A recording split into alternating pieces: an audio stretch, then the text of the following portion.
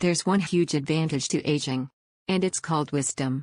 Now, in my 50s, I feel the power of it. It has allowed me to reflect and build a better version of myself, letting go of resentment, anger, bitterness and expectations. I see the relatively young Prince Harry shoot from the hip, in his book, on TV, to all who will listen, and I want to reach out to tell him now what he will come to see in 20 years. That if you want the people you're attacking to empathize, it will only happen once you stop expecting it from them. I do understand Harry, in that I moved away from cultural expectations and suffered similar banishment.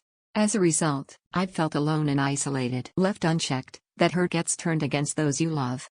You ask yourself why they weren't there for you, why they didn't put their neck on the line and speak up, even apologize. What I didn't appreciate then was that my deciding to do something different didn't mean that others would just get on board.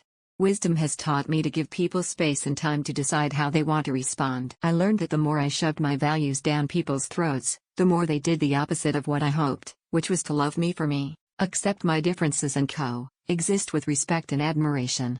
Like Harry, I married someone outside of cultural expectations. I was expected to marry someone like us, Muslim, Asian, preferably of Pakistani heritage. Why?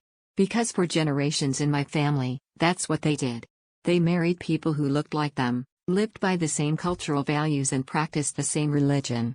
And then I chose to marry a white Englishman who wasn't religious and whose closest sense of my cultural values was his love for chicken jalfrezi. I was the first woman in my Kashmiri community to break the taboo and I suffered the backlash. Disowned by some family, I was talked about behind my back, saying I had brought shame to my family and my parents' legacy. My mom, brothers and sisters stuck by me, taking the brunt of it.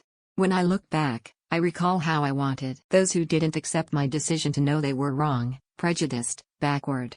This was their problem, not mine. So I used my public platform.